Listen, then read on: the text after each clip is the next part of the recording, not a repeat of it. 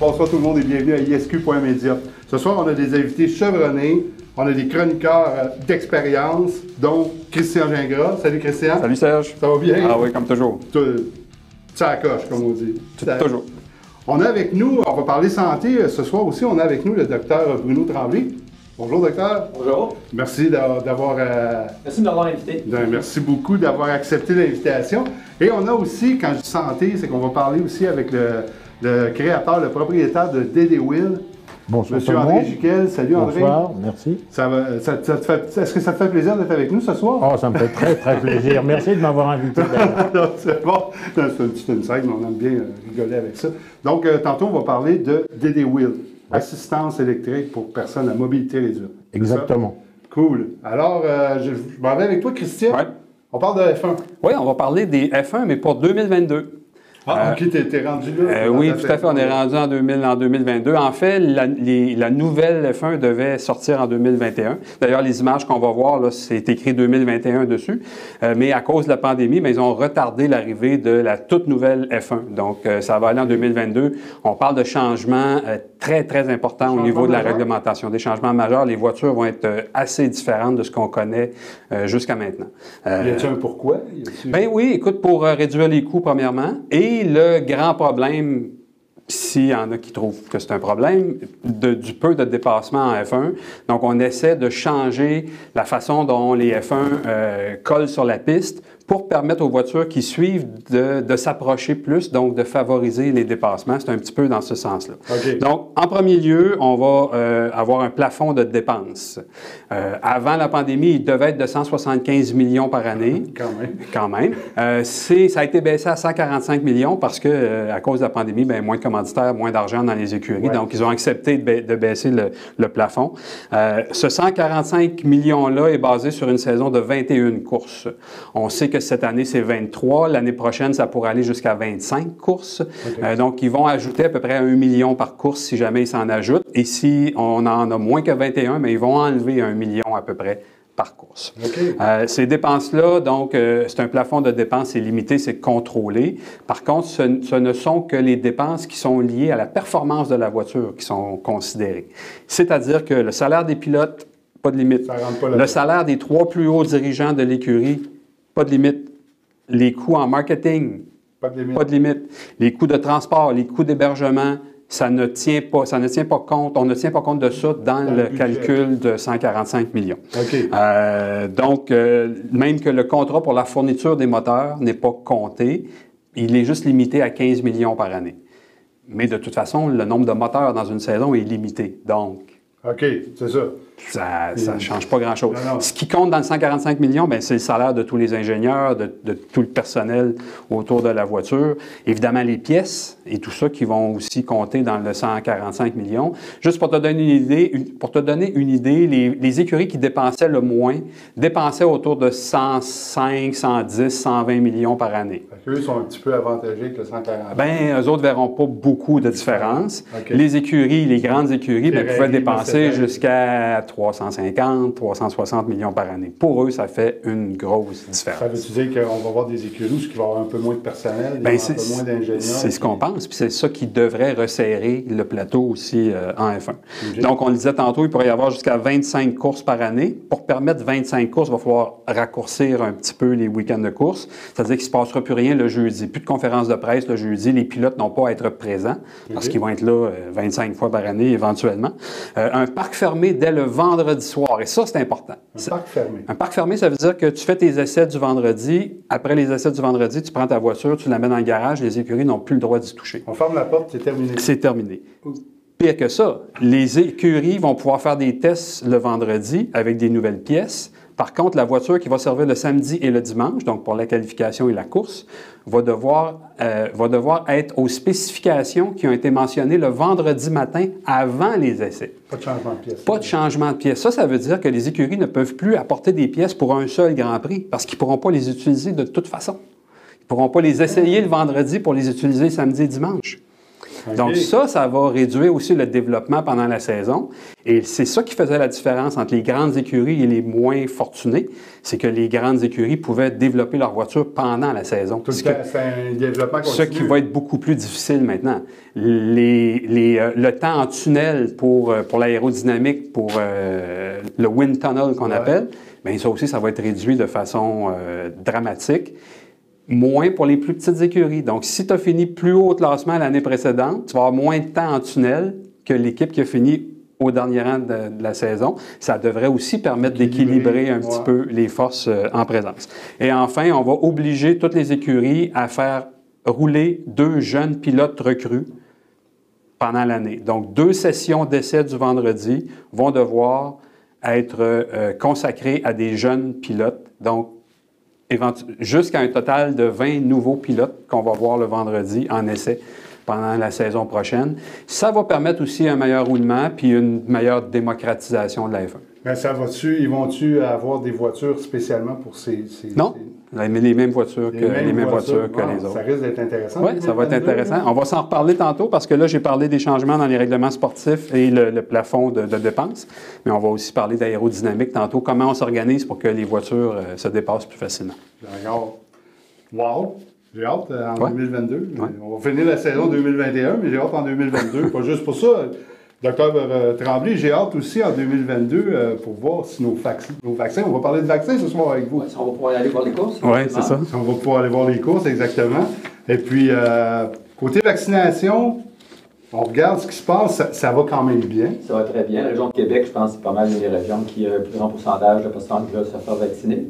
Donc, bravo. Le monde participe. Ouais. Le monde participe. Puis on a vu aussi que les jeunes embarquent. C'est le fun. C'est le fun. C'est sûr que là, il y a eu des mesures à date, à l'heure où on enregistre ça, il y a eu des mesures qui ont été dites, des restrictions qui partent, des choses qui vont être améliorées. Ils veulent nous donner un petit peu de lousse. Mais moi, ce soir, je voulais qu'on parle vraiment de la vaccination. Moi, j'aimerais savoir pourquoi ça a été si rapide, le développement des vaccins. Bien, c'est sûr que les connaissances sont là depuis longtemps. Les vaccins, on en fait chaque année. Si on prend les vaccins pour l'influenza, par exemple, il faut faire des nouveaux vaccins chaque année, presque.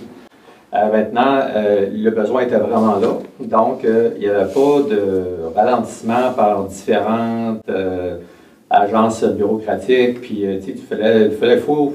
quand tu veux développer des produits, que ce soit vaccins ou autres, là, il y a vraiment plein d'organisations qui sont là pour surveiller, mais souvent, en même temps, je dirais ils sont là, il faut qu'ils prouvent qu'ils servent à quelque chose. Ils justifient leur salaire. Ils justifient leur salaire. Puis finalement, tu te dis, on n'a pas le temps de t'écouter. Fait que, dans le fond, tu vas vraiment avec efficacité en premier. Puis sûr que, il y a de l'argent aussi à faire, on s'entend. Oui, mais il y a beaucoup d'argent aussi, je pense, qui ont été mis par les gouvernements pour accentuer... Évidemment, il y a beaucoup d'investissements qui ont été faits. Puis ça, c'est un peu particulier parce qu'il y a beaucoup de pays qui font ça. Par exemple, en Égypte, actuellement, c'est pas très avancé parce qu'ils attendent de développer leur vaccin à eux autres. OK. Donc, il y a beaucoup de pays là, vraiment qui organisent ça. C'est sûr que les connaissances de base sont là. Fait que c'est juste, dans le fond, c'est un virus. Les vaccins, c'est toujours comme ça. C'est que faut que tu développes des substances qui s'apparentent au virus. Tu injectes ça. Ça te fait développer des anticorps parce que, bon, c'est quoi cette affaire-là? Puis donc, tu développes. Maintenant, quel genre de substance qu'on prend pour ça, c'est pas vraiment important. Il faut que ça soit efficace. Puis là, les différentes compagnies n'ont pas pris les mêmes chemins pour y arriver. Est-ce qu'il y en a un qui est meilleur que l'autre? On va peut-être le savoir en 2022, 2023, 2024. Okay. Mais tout ce qu'on sait, c'est qu'ils sont quand même très efficaces. Et donc, on a été capable de développer ça rapidement parce que le besoin était vraiment là.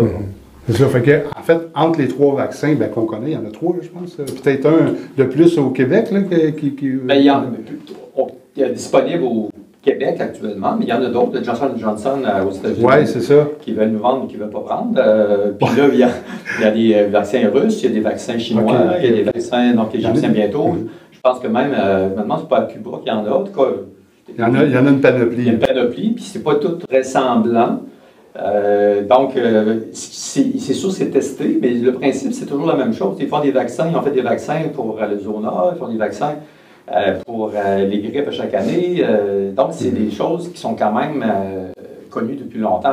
C'est de trouver, comme ce qui est particulier peut-être pour le COVID, c'est de trouver des vaccins qui sont peut-être plus efficaces que la moyenne.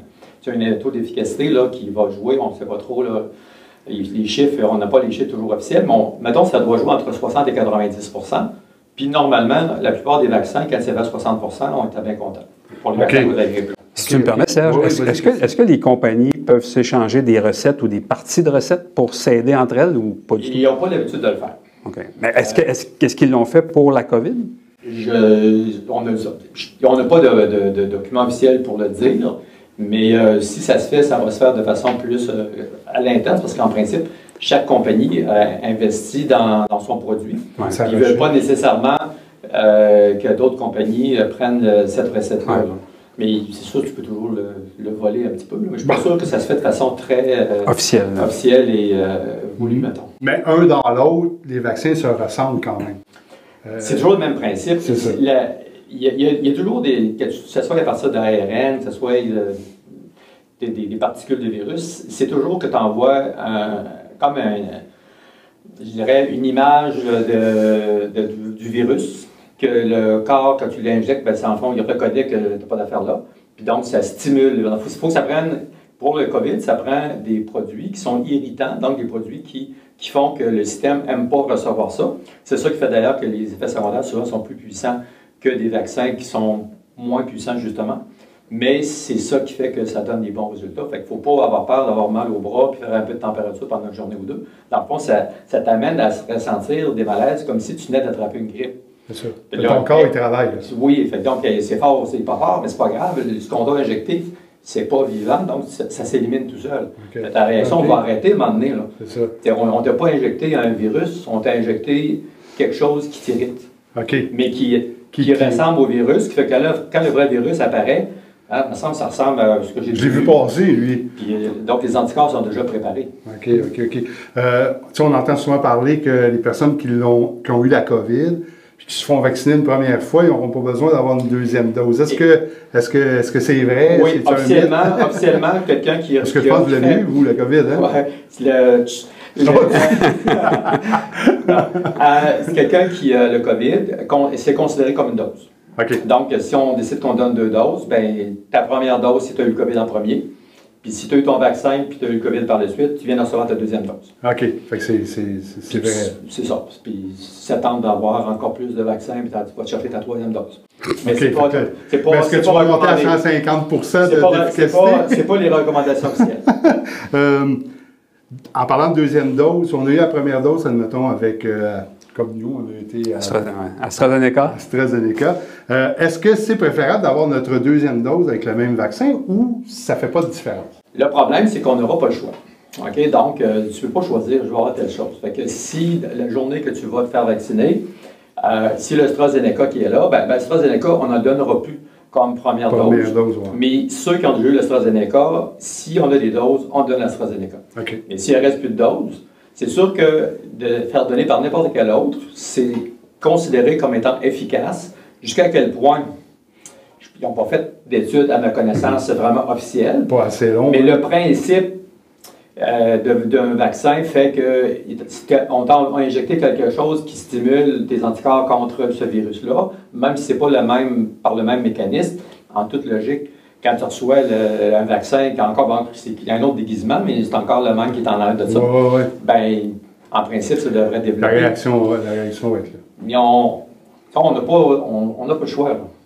Non, parce que je pense que si on ne passe pas par le vaccin, on ne s'en sortira pas. Si on est honnête. Là. Scientifiquement, il n'y a rien de rationnel à refuser un vaccin. Okay? Si tu refuses un vaccin, ce n'est pas parce que... Il n'y a pas de raison. Il n'y a pas de raison rationnelle. La seule raison qui peut exister, tant qu'à moi, c'est la peur. Okay. J'ai peur d'un vaccin. En fait, j'ai peur d'avoir une prise de sang. J'ai peur de faire injecter quelque chose. Donc, ça ne paraît pas bien de dire j'ai peur. On va dire non, ils vont m'injecter le 5G. Je vais peut-être mourir de ça. Comme on peut avoir peur de l'avion, même si rationnellement, c'est le moyen de transport le plus sûr. C'est exactement. Puis là, le problème, c'est que quand tu veux obliger à prendre l'avion, là, tu vas dire non, je ne veux pas prendre l'avion, mais là, c'est le vaccin, c'est que on ne t'oblige pas, mais on te suggère très fortement. Ouais. Avec raison, parce que si ça prend un pourcentage minimum de gens vaccinés pour que le virus disparaisse de façon, mettons, significative. OK. C'est sûr que, si on prend par exemple, il y a déjà eu, il y a plusieurs années, quelques années en fait, une éclosion de rougeole à New York, parce que les gens, il y a beaucoup de gens anti-vaccins qui disaient même dans le temps, puis à un moment donné, si, mettons, 90% des gens sont vaccinés, bien, les 10% qui ne le sont pas, ben, ils sont protégés par les 90 vaccinés. Mais parce que, ouais, c'est ça. Mais à un moment donné, là, anti-vaccin, on est rendu à 20% pas vaccinés, mais là, éclosion de rougeole. Parce qu'il y en avait trop de pas vaccinés. OK. Ça, c'est vrai pour tout. Là. Il faut qu'il y ait suffisamment de gens qui vont avoir les 2 doses. Puis après, à un certain moment donné, là, ça va protéger en partie ceux qui ont une dose. Parce que donc, il y a déjà moins de gens. Puis quand il va y avoir beaucoup de gens qui vont avoir 2 doses, bien là, il va y avoir des non-vaccinés, mais si on espère qu'ils ne sont pas trop élevés parce que eux autres, ils peuvent continuer à perpétuer la présence du virus. C'est ça qu'on ne veut pas. Là, on va arrêter. C'est ça, oui. Si on fait des festivals, puis là, ben, les non-vaccinés, les autres, ils s'invitent, puis ils décident d'y aller, ça peut causer des problèmes. Là, c'est sûr que c'est là qu'on parle du passeport vaccinal, peut-être, là, mais ça, c'est... Ouais, ça, c'est une autre histoire. Mais même sans passeport, de façon individuelle. Mettons, moi, chez nous, quelqu'un ne peut pas fumer dans ma maison. Non, comme chez nous. Chez nous, peut-être quelqu'un qui n'est pas vacciné, il ne viendra peut-être pas non plus. OK. Ouais, ça va devenir... Même si c'est ma belle-sœur ou quoi que ce soit, regarde, c'est un choix, c'est correct, là, mais chez nous, tu ne viens pas. Je pense que c'est comme... c'est enfant de chienne peut-être, là, mais c'est... Non, mais tu sais, si on regarde, cette pandémie-là nous a fait... je pense qu'on réalise qu'on a perdu, pas des acquis, mais on a perdu des droits qu'on avait puis qu'on croyait pas qu'on perdrait. Je veux dire, tout était acquis, les festivals, tout ça, on allait là, puis qui aurait pensé, il y a 3 ans, qu'on n'irait pas au festival d'été parce qu'il y aurait une pandémie. Mais là, je pense qu'on réalise que il faut faire attention, on est vulnérable, puis ces choses-là arrivent. Et ça, c'est même, justement, on réalise que c'est pas un droit. Non. C'est une faveur que tu peux l'avoir parce que les conditions économiques et autres permettent de le faire, comme de c'est point de vue santé. Mais il faut que tu fasses certains efforts pour te permettre de faire ça, d'avoir ce genre d'activité-là. Puis ça va probablement de plus en plus. Puis là, c'est sûr qu'à travers le monde, malheureusement, là, la mondialisation, c'est ce problème-là, c'est que les microbes perdent un endroit, puis là, ça se transporte très rapidement. Oui, avec l'avion puis tout, c'est rapide. Mais tu sais, il y a des pays comme, maintenant, dans les pays en Asie, des fois, ça fait longtemps, dans la fièvre jaune, si tu veux rentrer d'un pays à l'autre, c'est belle valeur, mais ça prend ta preuve de vaccin. OK. C'est sûr qu'un Canadien, la fièvre jaune, on ne l'a pas, il ne le demande pas, mais le pays voisin qui y en ont, c'est pas une valeur, tu ne rentres pas si tu n'as pas ton vaccin. On n'est pas habitué à ça, mais ça va ressembler à ça pour beaucoup de pays. Ça va changer. Tu vas aller en Europe, c'est la bonne valeur, mais ça va te prendre ton Prouve-nous que tu es vacciné. Oui. Entre provinces, peut-être que non, mais entre pays, certainement. Ça risque d'arriver. Hey, c'était intéressant de parler de ça. Merci beaucoup, parce que je pense que vous nous avez éclairé sur plein de petites choses. Puis, on va vous revoir. On va vous réinviter pour parler d'autres sujets, mais tantôt, vous allez sûrement être intéressé aussi par notre invité de ce qu'il a à nous proposer. Moi, j'avais le goût de vous parler de FedEx. FedEx. Tu me dis pas que tu connais pas FedEx. Non, je connais FedEx. Mais pourquoi FedEx et pas UPS? Pourquoi FedEx? Parce que FedEx, j'ai vu passer sur le fil d'actualité cette semaine qu'ils ont décidé d'investir 100 millions pour mettre leur flotte puis tout le truc zéro carbone. D'ici 2040, ils auront tous les véhicules vont être zéro carbone. Donc, les véhicules à gaz vont devenir des véhicules électriques, ceux qui font les petites cueillettes, les livraisons, tout ça. J'ai même vu des robots. Ils ont commencé à mettre des sous pour des robots qui vont livrer des trucs FedEx. Même des vélos, tu sais, les vélos de crème glacée, là. Ouais. Ils livrent avec ça, puis c'est des vélos électriques. Donc, FedEx ont décidé d'embarquer dans cette galère-là. Puis, ils vont jusqu'à dire que dans l'argent qu'ils vont investir, ils vont faire de la replantation d'arbres pour... ils veulent changer la planète. Des bonnes chances que leurs compétiteurs suivent. Je sais que Puro-Léton ont commencé à avoir des véhicules électriques. Amazon aussi, avec la compagnie de... Intelcom. Hein? Avec Intelcom. Intelcom et la compagnie à Montréal qui font des véhicules électriques. Lyon. Comment? Lyon. Ils ont des... Je ne veux pas dire des niaiseries, là, mais j'ai su par la banque qui ont des contrats avec Amazon pour créer une flotte de véhicules électriques. Donc, je pense qu'on s'en va dans l'ère du véhicule électrique et à pédale électrique. Et j'en viens à présenter mon ami, M. André Giquel. Bonjour, André. Bonjour. On parle de véhicules électriques, mais toi, tu as inventé ou modifié ou créé une roue électrique pour assistance pour personnes à mobilité réduite. Oui, tout à fait, tout à fait. Cette idée-là, t'es venue comment de mettre ton énergie là-dessus? Parce que je te connais, ça fait longtemps que tu mets de l'énergie là-dessus, du temps, de l'argent, tu développes, mais pourquoi? Tu as tes deux jambes? Oui, mais dans mon environnement, là, très proche, là, dans mon environnement familial, donc je suis touché par la problématique. J'ai mon meilleur ami qui est comme mon petit frère, on se connaît depuis tout petit, là, qui a eu un accident, ça fait maintenant 40 ans, et qui est en fauteuil roulant. Il est paraplégique. Donc, au bout de 40 ans, on va dire, le temps a fait son œuvre, c'est-à-dire qu'au niveau des membres supérieurs, il a quelques difficultés. Et puis, il s'est fait opérer à un moment donné au niveau des épaules. Donc, la solution, avant de passer au fauteuil tout électrique, là, et puis ce qui amène beaucoup de contraintes, donc on a fait en sorte de faire durer, comment je veux dire, son... Ménager le membre supérieur. Oui, c'est ça. C'est exactement ça. Donc on a une assistance électrique qui est amovible, qui se clip, on va dire, entre les deux roues sur l'axe du fauteuil roulant. Et puis comment je veux dire, c'est une petite roue avec un pack batterie au lithium et avec un régulateur de vitesse, une commande. On peut même, de ce que j'ai vu, on peut même contrôler sa vitesse à partir de son téléphone. Oui, on a mis une application, on s'est essayé à faire une application là, pour pouvoir avoir plusieurs vitesses, mais je ne sais pas si ça va être retenu là, parce que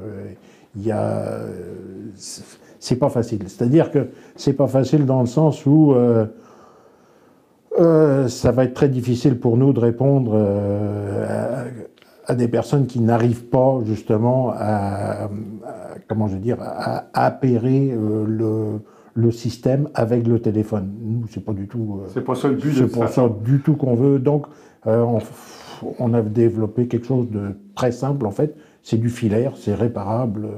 C'est simple, c'est efficace, c'est bien fait. Moi, je l'ai vu. Ça s'installe sous le fauteuil, ça prend pas de place. Ça n'empêche aucunement la mobilité du fauteuil. Si quelqu'un veut pousser le fauteuil, la petite roue ne nuit pas.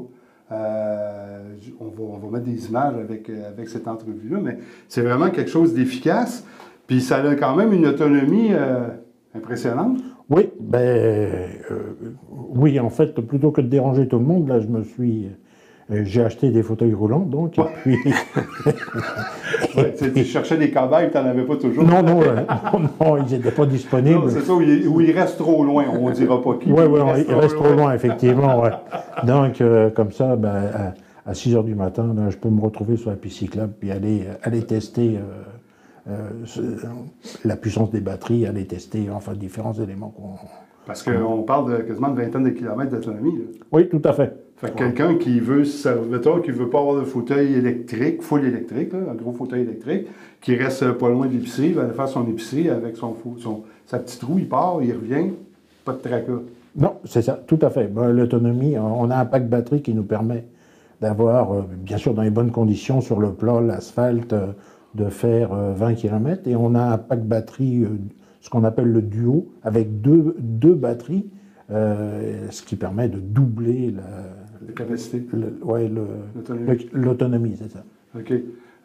C'est facile, comme je disais tantôt, c'est facile à installer, c'est facile pour les personnes à mobilité. Mais derrière tout ça, il y a un petit côté humanitaire que tu veux apporter à ce projet-là. Hein? Humanitaire, c'est peut-être un grand mot, mais en fait, ce qu'on veut, c'est que ce soit assemblé ici, localement, et par des personnes qui sont concernées. C'est ça le but de la compagnie. C'est ça, c'est de pouvoir donner la chance à ces personnes-là de pouvoir travailler avec vous autres, puis de créer, ben, de fabriquer ça.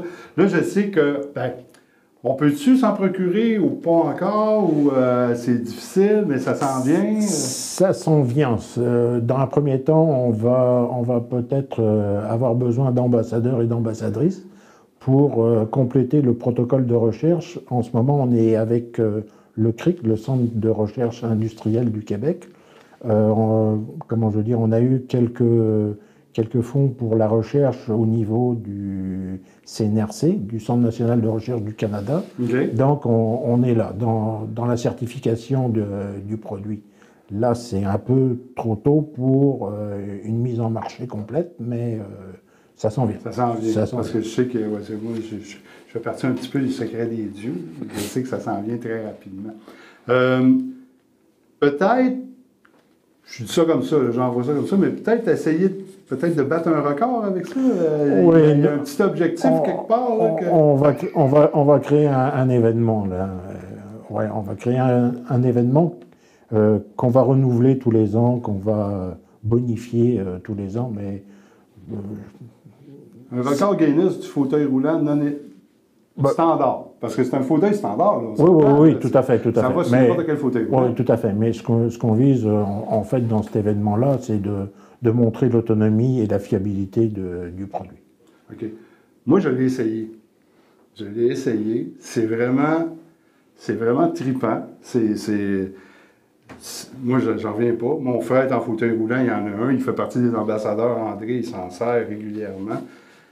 C'est incroyable comment ça peut aider une personne qui a juste ses bras pour se déplacer. Puis Dieu sait que... Puis, tu sais, vous pouvez... Dr. Tremblay, vous pouvez confirmer que les épaules, les coudes, tout est mis à contribution dans ces fauteuils. Il y avait une question. Le poids total de 23 livres entre la roue, le pack batterie et la commande. Okay. Fait que non, c'est vraiment... puis c'est ça. Ça s'installe en dessous du fauteuil. Comme je dis, on va mettre des images. On a des belles images là-dessus. Ça s'installe en dessous du fauteuil. Puis on voit dans l'image une personne qui monte le fauteuil roulant dans un escalier. La personne n'est pas dedans, là, mais on voit que ça nuit pas.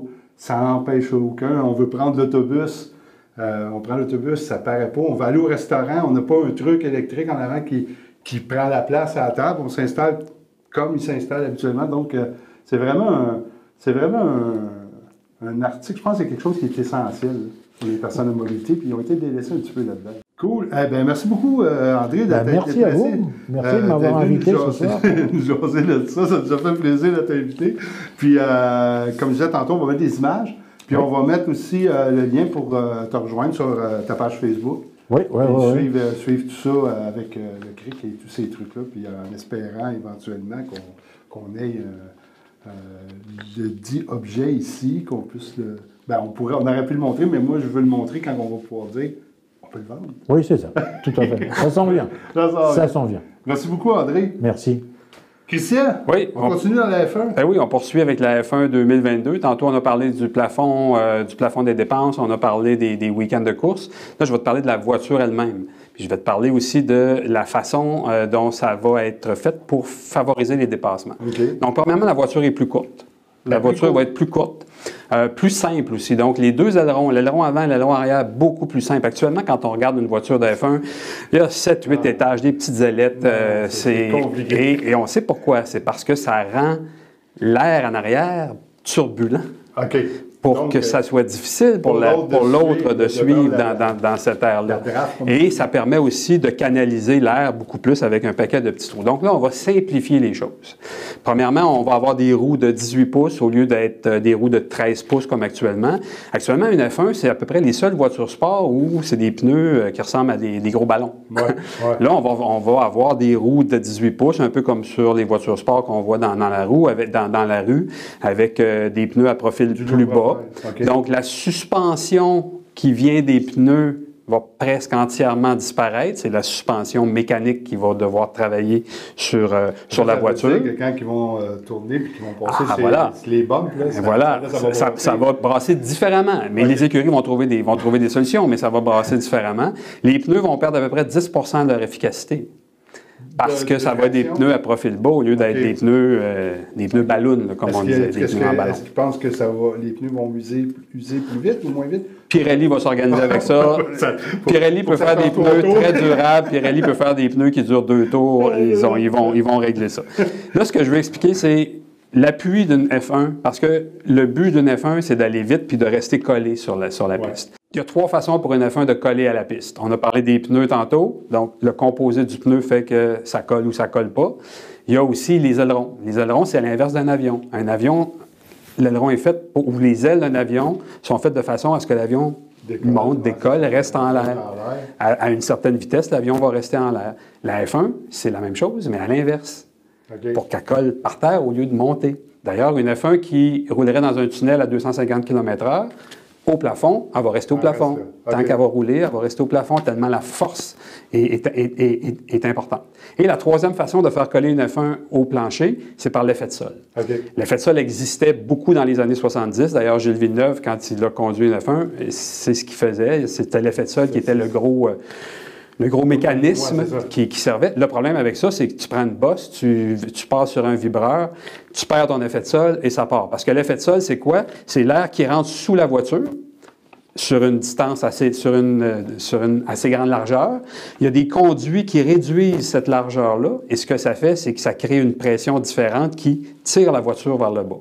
Et donc, la voiture colle plus. Les F1 de 2022 vont avoir plus d'effet de sol parce que maintenant, on sait comment contrôler la sécurité. Pour que ça soit moins dangereux. Pour que ça soit moins dangereux. Donc, on va revenir à un effet de sol, peut-être pas aussi grand que celui des années 70, mais quand même. Et on va réduire la traction par les ailerons. Ce que ça fait, ça, c'est que l'air en arrière de la voiture, actuellement, une voiture qui suit une autre de très près perd 50 de son appui aérodynamique. Avec 50 c'est pour ça que les voitures ne peuvent pas se suivre de proche, parce que celle en arrière perd complètement sa traction. Avec la nouvelle façon de faire, la voiture d'en arrière va perdre à peu près 10 de son appui seulement. On va voir ça comme plus en NASCAR, où là, ils sont collés. En NASCAR ou en karting, par exemple, parce qu'en karting, on colle celui d'en avant jusqu'à ce qu'on puisse le dépasser. Bien, en F1, en 2022, ça risque... Ça ne sera peut-être pas aussi extrême qu'en karting, mais on risque d'avoir quand même des dépassements de ce type-là. Et c'est fort intéressant de ce côté-là. L'autre élément qui va permettre de réduire les coûts, c'est qu'il va y avoir plus de pièces standardisées. Pour éviter que des écuries qui ont beaucoup d'argent fassent des pièces dans des matériaux exotiques qui coûtent une fortune, mais qui ne pèsent rien. Donc, les voitures vont toutes être plus lourde que cette année. On risque de perdre, au début de la saison, là, 3, 4, 5, 6, 7 secondes au tour peut-être même par rapport à maintenant. Mais c'est sûr qu'après quelques courses, on va redescendre ça à 2-3 secondes. Mais on s'en fout que les voitures soient un peu plus lentes si on a du spectacle. Et voilà. Alors, c'est la F1 2022 qu'on attend. Wow! Fait que ça va être à suivre. Oui, moi je pense que ça va être vraiment intéressant. Puis les voitures sont superbes. Les voitures vont être vraiment belles. On a vu quelques images, là, cool. C'est vraiment superbe. Merci beaucoup. Merci à vous tous. Dr. Tremblay, André, Christian, merci encore de m'avoir accompagné dans cette émission. Écoutez, si vous avez des projets comme André Jiquel que vous voulez nous faire part, n'hésitez pas à nous contacter. On est ouvert à toutes ces choses-là. Vous avez des sujets que vous aimeriez qu'on parle, contactez-nous puis faites-nous la demande. On va voir si on est capable de trouver un invité pour répondre à ces questions. Et puis je vous dis merci beaucoup puis à la semaine prochaine. Bye bye.